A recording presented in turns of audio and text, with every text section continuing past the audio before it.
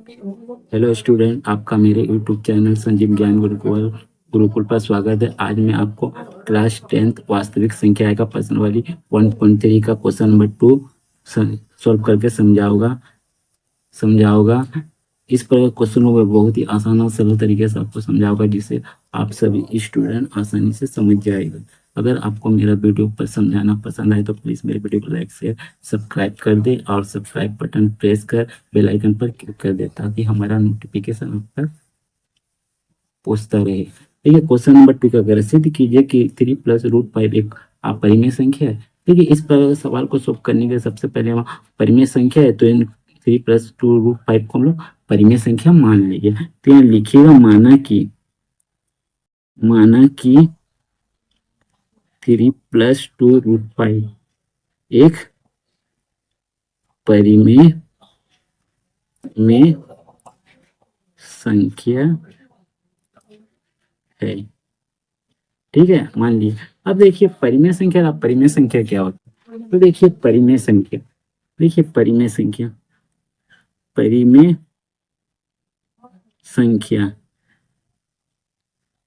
वैसी संख्या है जिसे हम P/Q के रूप में लिख सकते हैं। P/Q के जगह हम AB भी लिख सकते हैं या MN भी लिख सकते हैं, कुछ भी लिख सकते हैं। तो P/Q के रूप में हम लोग लिख सकते हैं ऐसी संख्या, उससे हम लोग परिमेय संख्या कहते हैं। और क्या बोलते हैं, Q का मान 0 नहीं होना चाहिए।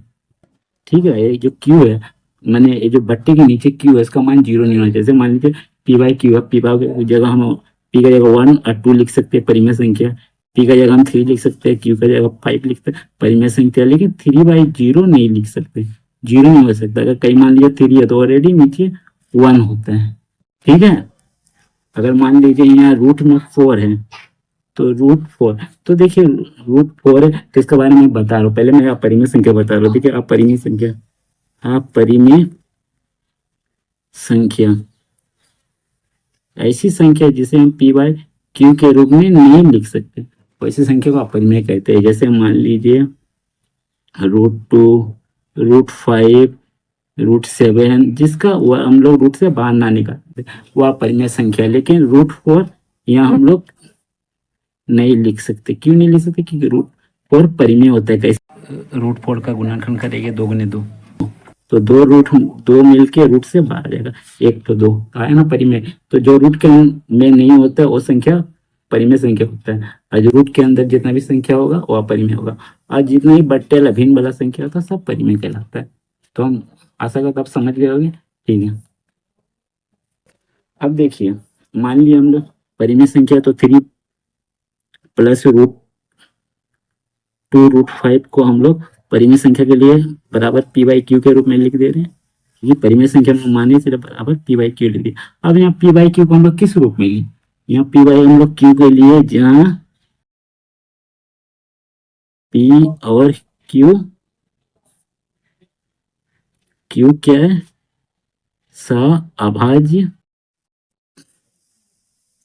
सभाज्य क्या संख्या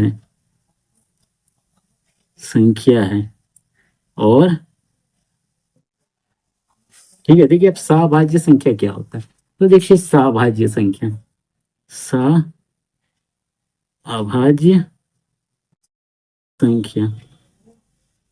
देखिए, सभाज्य संख्या क्या होता है? ऐसी संख्या सभाज्य, जैसे मान लीजिए यहाँ 2 और 3 लिखे, जिनको आपस में ऊपर नीचे काट नहीं सकते। जैसे मान लीजिए 4 और 5 लिखे, तो आपस में नहीं कटेगा।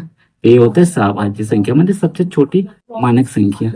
ठीक है, और इनके बीच इनका गुणनखंड कुछ नहीं, तो इनके बीच इसका ऐसे हम लोग कह लेंगे 1, क्योंकि इनका गुणनखंड 1 होता है।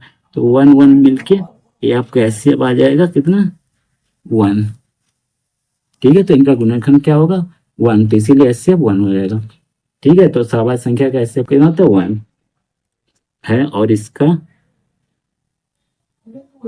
SCF बराबर कितना है? 1 है। ठीक है, और इसका SCF बराबर 1 है। इतना तो आप समझ गए होगे। अब क्या करेंगे, देखिए इस पर अगर सवाल को बनाने के लिए हमें बराबर का इधर सिर्फ रूट वाला संख्या को रखना होगा। अब बाद में जितना भी संख्या होगा सब बराबर को हम लोग भेज देंगे।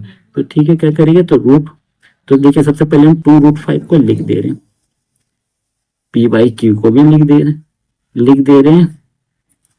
ठीक है, पी बाई क्यू को भी लिख दे रहे हैं। अब देखिए यहाँ 3 किस में है, बराबर किधर, प्लस में, तो बराबर के उधर जाएगा क्या हो जाएगा, माइनस में, तो -3 लिख दीजिए। क्लियर, तो -3 ने लिख दिया। ठीक है, -3 लिख दिया। अब क्या करें, 2√5 को ऐसे लिख दीजिए। अब इनको भिन्न का क्या कर लीजिए, भिन्न का घटाव कर लीजिए। तो देखिए क्यू आएगा, क्यू और 1 का एलसीएम लेके क्यू आएगा, क्यू को डिवाइड किए 1, 1 से पी को मल्टीप्लाई किए पी, फिर माइनस नीचे कुछ नहीं, 1 है, 1 से क्यू को डिवाइड किए क्यू, क्यू से 3 को मल्टीप्लाई किए 3 क्यू। ठीक है, अब नेक्स्ट स्टेप क्या हो जाएगा, √5 को इधर ही रखिए। मैंने आपको पहले क्या बराबर के इधर से √5 रहेगा, इसको भी पूरा ऐसे लिख दीजिए, पी माइन 3 बटे क्यू। अब देखिए 2√5 क्या में, मल्टीप्लाई में, यहाँ सटा हुआ नहीं मल्टीप्लाई, तो 2 यहाँ के क्या आ जाएगा, डिवाइड में, मैंने यहाँ नीचे आ जाएगा 2। ठीक है, तो देखिए यहाँ लिखिएगा, यहाँ p माइनस 3q बटे 2q एक परिमेय संख्या है। ठीक है, इसलिए हम लिखेंगे, इसलिए √5 भी एक परिमेय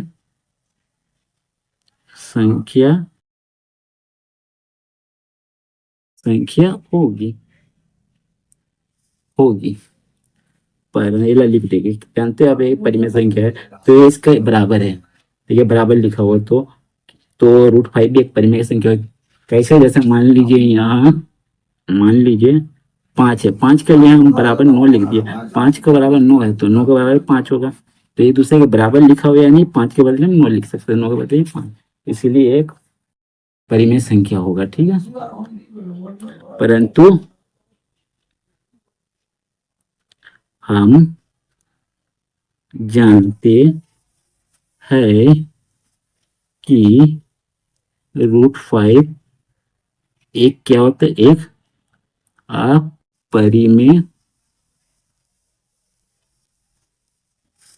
अपरिमेय संख्या होती है,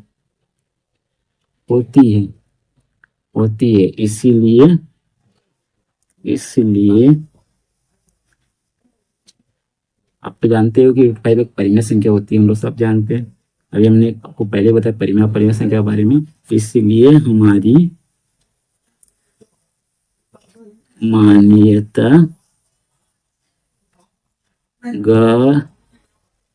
गलत है कि ये जो हम लोग माने थे 3 + √2 को एक परिमेय संख्या, एक गलत रहती, 3 + 2 √5 एक परिमेय संख्या है। अतः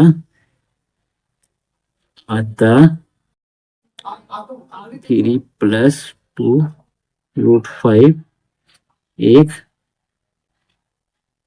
एक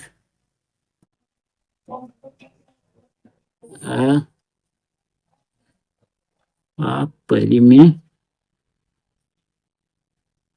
संख्या है। ठीक है, प्रूफ लिख देंगे लास्ट में, क्योंकि सिद्ध हो गया, क्योंकि सिद्ध करने वाला हमेशा सवाल में लास्ट में प्रूफ लिख दीजिए। तो हम आशा करता हूँ कि आप लोग सब समझ गए होंगे। ठीक है, तो नोट कर लें।